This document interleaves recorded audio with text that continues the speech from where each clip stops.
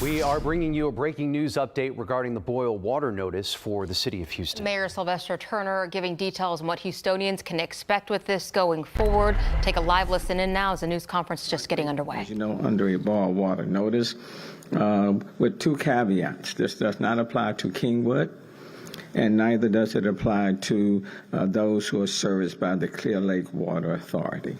Okay, so Kingwood and those who are serviced by the Clear Lake Water Authority are not impacted by the boil water notice. And let me kind of go over the timeline of events that triggered the boil water notice. At 10:30 a.m. Sunday morning, the East Water Purification Plants 1 and 2 lost power.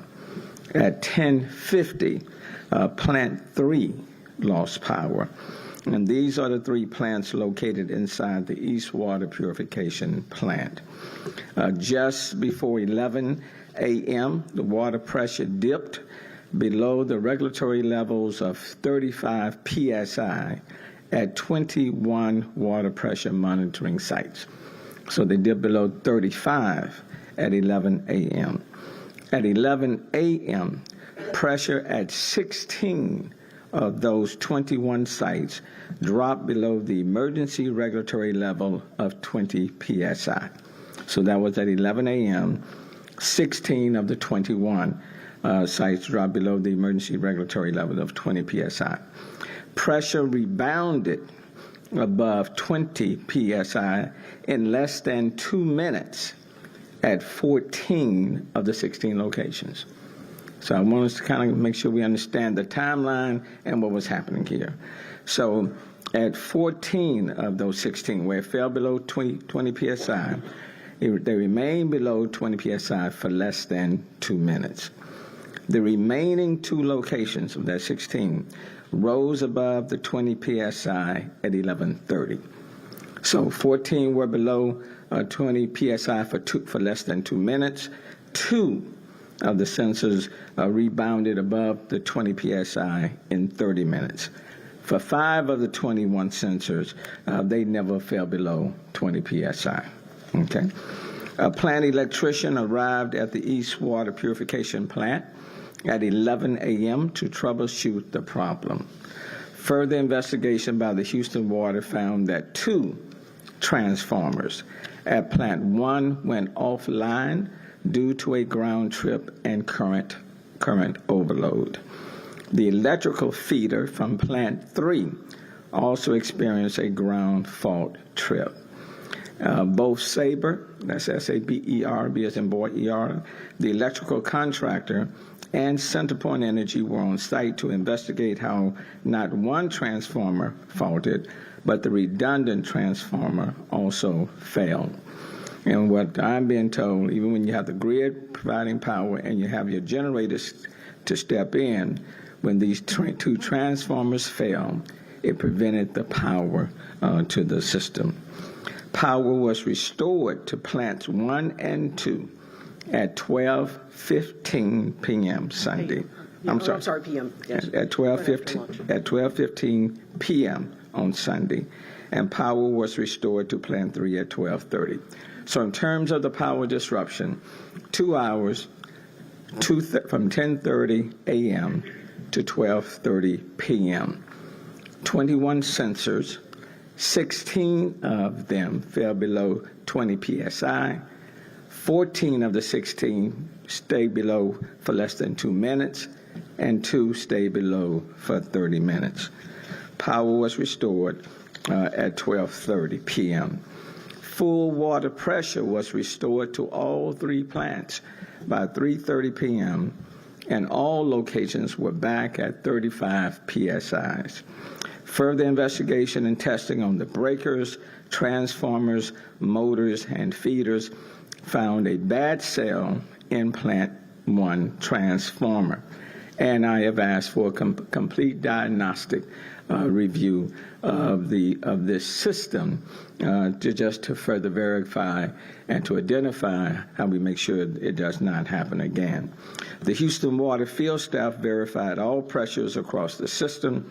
Houston Water, in communication with TCEQ, determined a boil water notice needed to be issued on Sunday evening, and that was somewhere around 6 p.m., 6:40 is when that decision was made. Conversations with TCEQ were taking place from 2:43 p.m. up to 6:40, and it was at that point, based on the data, based on the sensors, that it was a decision was made that a boil water notice was to be issued. And one of the reasons why it took that long, because as you can see, for 14 of the sensors, they remain below 20 psi for less than 2 minutes. And for 2 sensors, they remain below 20 psi for 30. So there were questions as to whether or not even a boil water notice needed to be issued. A decision was made out of abundance of caution to issue the boil water notice, and it was done. Notice was sent to the public at 6:44 p.m. Sunday night. And here's where we stand right now.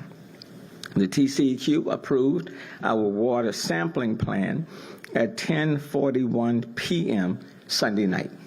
And I want to thank TDM, Texas Department of Emergency Management, and TCEQ for working with the Houston Public Works Department. They approved the water sampling plan at 10:41 p.m. Sunday night. Samples were pulled from 29 locations at 6 a.m. and 9:30 this morning. 2 locations, and out of, again, abundance of cautions, just in case if the first sample didn't pan out, then we had another sample ready to go. All the samples arrived at Houston Water Labs by 9:45 this morning. The samples will then sit and incubate for at least 18 hours per state regulations, and the first reads of the samples will be taken at 3. That should be 3 p.m. Well, we'll review it, but the first official read that we can do is at 3 a.m. At 3 a.m. to determine if the water is free from contamination. Those results will be sent to the TCEQ for verification and to determine if the city can rescind the boil water notice. Although there'll be various readings throughout the day that will give us some indication as to whether or not we anticipate the end result to be a very positive one. We are optimistic the results will come back clean. The TCEQ will notify the city once we can rescind the boil water notice, and it's our hope that we can get a positive word at least late tonight or early on tomorrow morning, because we would love to see schools resume, businesses continue to function and open up if they have had to close, and if there are any surgeries that are having to be postponed, hopefully they can proceed on tomorrow. So that's where we are. Okay, and I will take at this point any questions that you may have. Mr. Mayor, one at a time. Mr. Mayor, people who live in, say, West Houston, in the 4th largest city, wonder, a plant goes down on the east side. Why do I have to abide by this notice? Can someone explain the logistics of the water system here? The East Water Purification Plant provides water to pretty much the city as a whole, with the exception of Kingwood and those who receive service from the Clear Lake Water Authority. They have their own sort of systems. But the East Water Purification provides water to the entire city, in addition to some muds that are adjacent. They're very much adjacent. And that's the reason. And even though we don't have any evidence of contamination, and even though the PSI fell below, let's say, for 14 of them less than 2 minutes, and for 2 of them about 30 minutes, out of abundance of caution, that's why the notice was given to everybody. Yes. You said you possibly want to make a decision on the boil water notice late tonight. Can you make that decision before the 3 a.m. read of the samples? Only we're working in collaboration with TCEQ. They know that the samples have been collected. They're in the incubation stage right now. During the course of the day, we'll take a look to see whether or not there's any contamination of any kind. We'll continue to work very closely with the TCEQ. In the end, it will be their call. So at the latest, we anticipate clean report coming, let's say 3 a.m. at the latest. Could it be before? Possibly, depending on how TCEQ read the data. Okay? Yes, sir. Can you elaborate on why redundancies did not take over when a transformer failed? Two transformers When two failed. transformers failed, or is there a need for an additional redundancy that does not exist in the system? The first transformer failed, and then the redundant one was the second transformer, which coincidentally and uniquely also failed. So there were two transformers. One was the backup to the first. They both failed. And then you do have backup generation. But when you have the two, and Carol, you tell me if I'm misstating anything. When you have the two transformers that fail, one was the backup, and you can't connect to the grid where the power was running, and you can't connect to your generators, then you have a very unique and unfortunate situation. Now, I have instructed Public Works to do an overall review of our system, a diagnostic review, to see how we prevent this from happening again. I will tell you we had a similar problem last year, I believe, at the HEC Center, where on a nice day, the power also failed.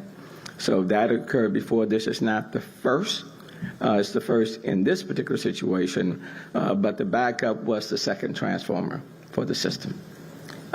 For whatever reason, and I'm not the technical person, I can't tell you why both failed. But stuff, I will say stuff does happen. It's unfortunate. A lot of people were impacted and are impacted. Certainly apologize for that. But we'll do a diagnostic review and work with all of our partners to assess the situation and to mitigate a future occurrence of this kind.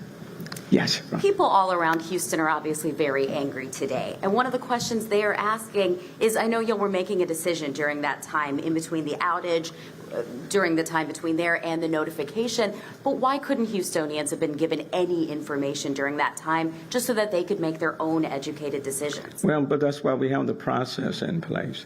This is a situation in which you had 21 sensors that indicated after there was a power disruption between 10:30 and 12:30, was starting at 11 o'clock, 21 sensors indicated that the power would drop below 35 psi.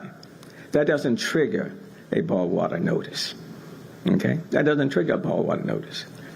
And the PSIs didn't just drop automatically when the power was disrupted. It was during the course of the day. So when 21 of the sensors dropped below 35, that didn't trigger boil water notice. When 16 of those 20 dropped below 20 PSIs, okay, and 14 of them dropped below PSI for less than 2 minutes, okay, then still, there was not the thinking that was going to trigger. And 2 of them dropped below PSIs for 30 minutes. So less than 2 minutes for most of them, 14, 30 minutes for 2. And so the thinking was it was not going to trigger a need for a boil water notice, and there was no alarm. And even now, we can't, my notion is that the water is safe, but between 2:43 p.m. up to 6:40 p.m., the Houston team, was in collaboration with TCEQ. Everybody's looking at the data. Everybody's looking at the data. A decision was then made out of an abundance of caution, okay, to then issue the boil water notice. And under the normal processes, you have a city, municipality, has 24 hours to issue the boil water notice from the time of the incident. You have 24 hours. So I can understand people being angry, but what I can say to people is that this was a situation that was not being overlooked, ignored. Teams were in, our electrician was in, and as you can see, the power was restored at 12:30 p.m. CenterPoint was looking at it. We were in collaboration with TCEQ, and the decision was made out of an abundance of caution to issue the boil water notice. Okay, I will tell you, having experience in going through Harvey when our Northeast Water Purification Plant was totally underwater, In that particular case, we came close to 20 PSIs, but we never issued a boil water notice. We never did. Okay? So I can understand people's concern when we finally did it, but do understand we had 24 hours. In this case, in our collaboration, everybody looking at the data, looking at the sensors and what the read was, a decision was made out of an abundance of caution to issue the boil water notice, and that is what we did. Yeah. It's also very important. Come. It's also very important to note that we had no indication that the system had been infiltrated, unlike when we had the 96-inch line break where we knew that the system had been exposed, that the potential for contamination to get in. In this particular case, the system had not had any indication that we had the potential for contamination to get in while we went through this, which was why we went through the process of calibrating the pressure reads and working with TCEQ over the course of the afternoon. And it really was at the end of the day that we said, out of an abundance of caution and, the fact that we did dip below that 20 PSI that the issuance needed to happen. But we had no indication, we still have no indication that the system was compromised at any point. And that it had any of the type of catastrophic potential that a larger event might have had and caused an immediate notice, which is what you got when we had the Clinton Drive failure that happened. So in this case, it was the process working through, and we still do not have any indication that we had any intrusion or anything that got into the system at all. But we are following through the process to make sure that we ensure for everybody that the water is safe. What time, can you just reiterate, sorry, what time did it drop below the regulatory levels, the 20? Go on, yeah. Sure. So the first sensors alarmed at 10:58 that we were below 35. The second sensors alarmed, 16 sensors alarmed at 11 a.m. that it was below 21. At 11:02, 14 sensors were back above 20. At 11:30, the 2 remaining sensors were back above 20. So before 11 o'clock, they were below the regulatory levels, right? It wasn't until 11 a.m.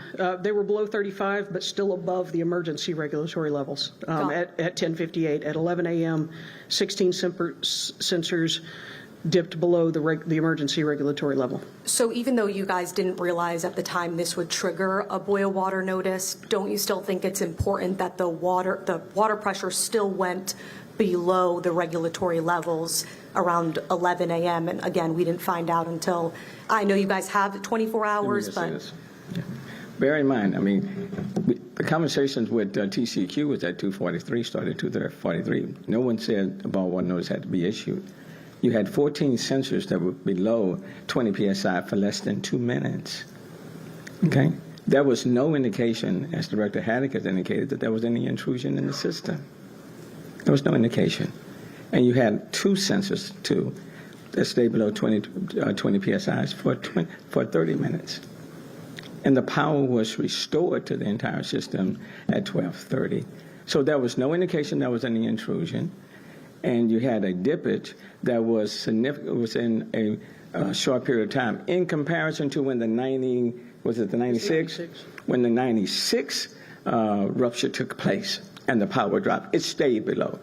And I experienced that as well, okay? It stayed below. This did not compare at all to what took place then when the 96-inch power. What about last year, the February freeze? You mentioned we're going to review what actions need to be taken. Can you talk already about what specifically? Well, the February freeze is a totally sort of different matter.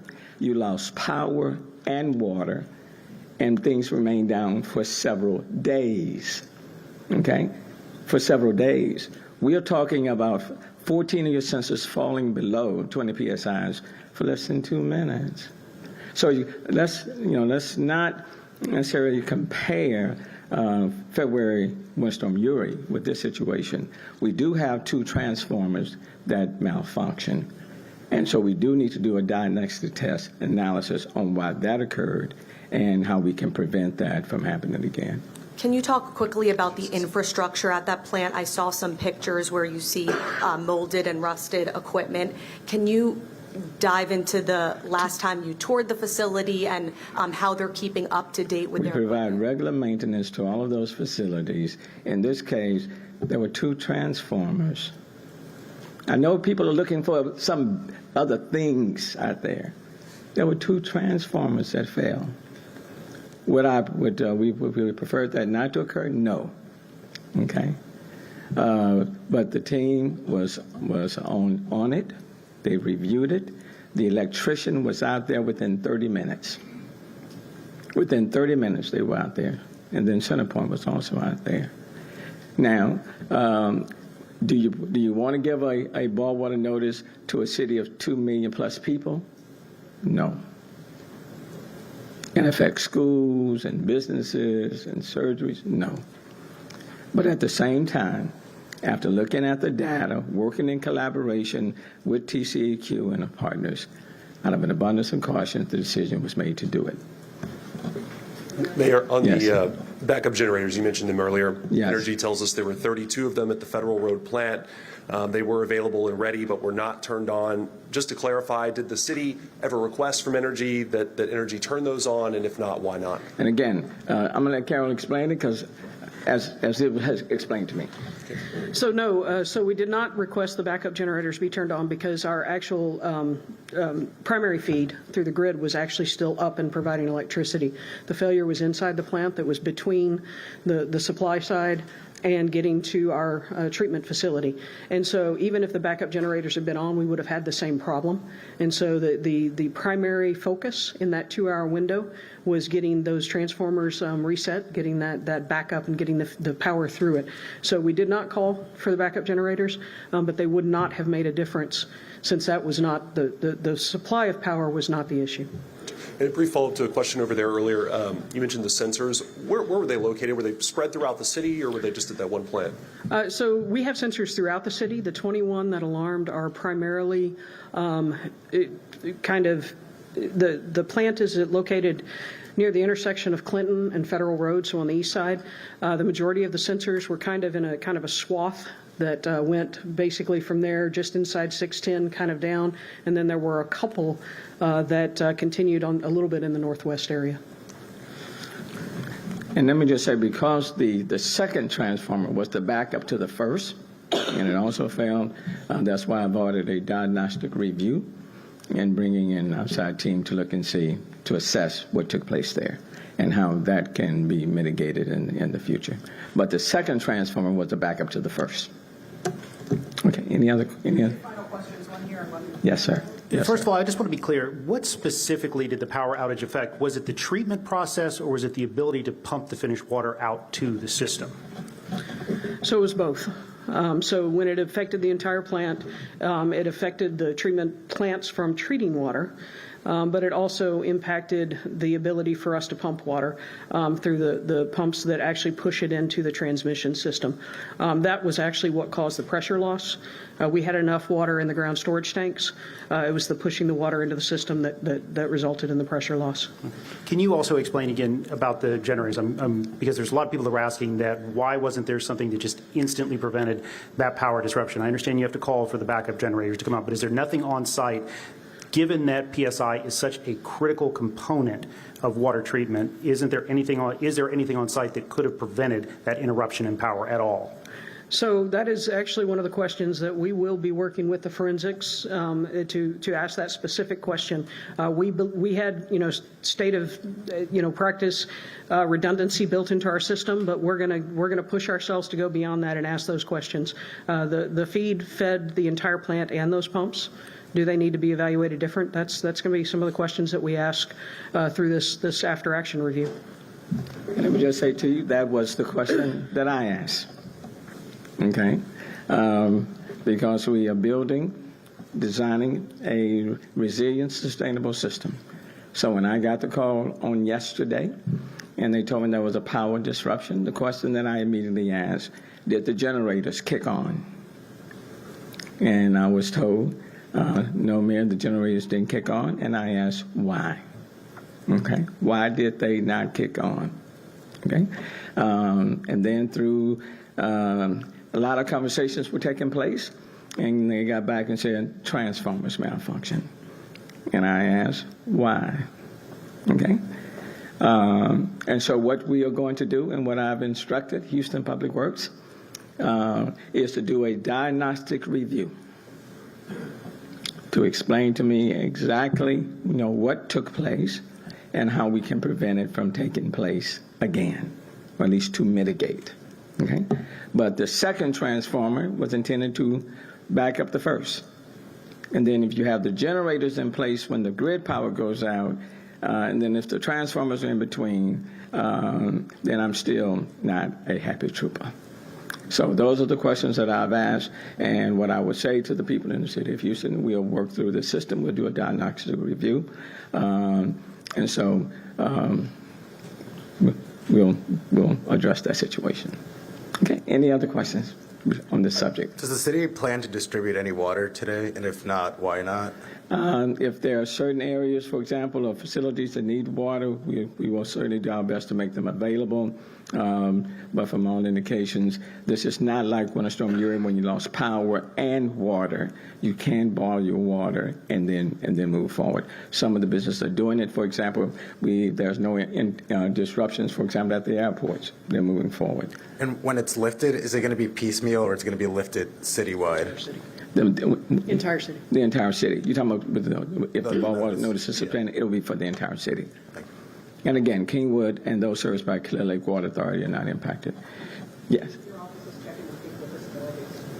That's true. Yeah, I mean, if, for example, with the mayor's office, people with disabilities, if there are people who are needing it, we certainly will be doing our best to provide water for them. And then we've had some other companies to reach out and say if we need their assistance, they're prepared to do that. Okay. I just have a quick clarification question. Sure. Does TCEQ have to order the boil water notice? Yes, the other ones. The city? So the city of Houston issues the boil water notice, but we do that in consultation, and basically we get concurrence from TCEQ that based on the data they reviewed, that they concur that we need to issue a boil water notice, and then as the owner of the utility, we actually issue it, and that's why we issued it at 6:47. But you have to do it with TCEQ's permission, basically? Process. So yes, we worked with them on the data that we had. They reviewed the data. There were questions throughout the course of the day whether or not that we had actually tripped enough triggers to require it because they rebounded so quickly. But we worked with them on the data. We did the back calibration, and they confirmed that reviewing the data, they agreed and instructed us to move forward with the boil water notice. And then just a clarification on what's the potential that can happen when the PSI falls that low? So when the PSI gets below 20, and the state can certainly, because this is a statewide requirement, but that is the potential that you could actually have contaminants introduced into the system. And that's why they require that boil water notice if it goes below 20 PSI for an extended period of time. It is not one of the primary listed. If you go out to the state code and look at the 5 conditions, you have filters, or you have too high a turbidity coming out of the plant, or you have known contaminants. We didn't trip any of those because we didn't have any of those conditions. This is one that is a consult with TCEQ on the data that you have available. The professionals on both sides reviewed the data, reviewed the information, and said that we felt like we needed to, out of an abundance of caution, make sure that we got through this. Again, we did not have any indication yesterday, today, of any intrusion in the system at all.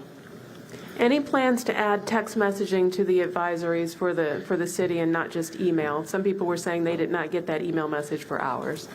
We did send it out, Alert Houston. I know I talked to Chief Bunick with the Director of Homeland Security, and on the emergency provision, instructed him to send out text messages. Okay. We know, though, a lot of people didn't get those messages until about 10:30. That's the time we got from a lot of our viewers. So we just didn't know, were there any plans to make that earlier if the decision was made at about 6:40? Let me just say, I know we relied heavily on getting the social media aspects, sending out the emails, and then I know I talked to Chief Bunick myself and instructed that the text messages go out. So any way to improve that? We know there are a lot of people who aren't signed up for these messages and things like that. And of course, it's important information. Yeah. So the first thing is, I would say for everybody, it is important to register with Alert Houston. It is one of the primary channels during emergencies that we transmit information. And it is certainly, we've already got it on our list on the after action review of making sure that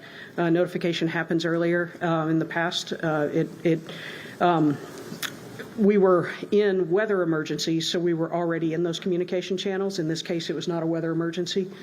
So we're absolutely going to review our processes on that and evaluate the revisions to that process to see if that happens simultaneously. So when did y'all notify the other municipalities? So the Did all of that happen at the same time? So the phone calls, we had the team that manages our contracts started making phone calls right after 6:40 when we had the phone calls, emails, texts to all of our contract customer contacts that we have available to us. Those calls had all been completed before 8 to notify all those adjacent that take water from our main water system. And are you looking at ways to send those text alerts and those emails to everybody within a geographic area? Is there a way to do that now, or if not, is that something you're looking at doing? Because we have heard from a lot of people that did not get the text, did not get the email. I know Chief Bunick with the Department of Homeland Security is taking a look at all of that. And so we'll see how we can certainly improve it and make sure that it's much more ubiquitous. So we'll take a look at that. What about the emergency alert system, given this was a civil emergency? I thought I issued that, but did it not go out? That is definitely something that we will check with the team internally and find out what the processes were. It didn't trigger over to that this time, and I will ask for us to review as part of what the mayor's asked us to review those processes to see if that should have. Yeah. But, Mr. Mayor, you did ask for a triggering of the EAS? I wanted the notices to go out. Of the Alert Houston. Of the Alert Houston, yes, sir. Okay. Okay. So, Ben, this is the third waterborne notice, as far as that I can recall. One dealt with the 96-inch pipeline breakage, and in that situation, your PSI level was down for quite some time. Okay. Didn't even come close to this. It was down for quite some time. The second was Winter Storm Uri, and we were without power and pressure for several days. In this particular situation, as we have already described, you've heard several times when the PSI levels dropped below 20 and how long that was. So, again, out of abundance of caution, in collaboration with TCEQ, the boil water notice was issued, and then we'll do a diagnostic review to see how we can mitigate the situation from happening again. Certainly want to say to people in the city of Houston, certainly apologize for the disruptions. Kids having to miss school, businesses impacted, even some elective surgeries having to be postponed. But our hope is by late tonight or early tomorrow morning, we'll get a positive response from TCEQ and that the boil water notice can be lifted. That's where we are. Let me thank you all, and I hope we've answered whatever questions that you may have. Mayor, the first event you mentioned, was that the entire city, or is this the first time the entire city said? That was the east. The 96-inch was the entire. That was the entire main system. Uri was the main system as well as some of our isolated. Yeah, and with the 96-inch, that did not include Kingwood and the Clear Lake, but it was the entire system. Okay, all right. So if we have a very important announcement about the city-county interlocal agreement in Chapter 25 proposed change.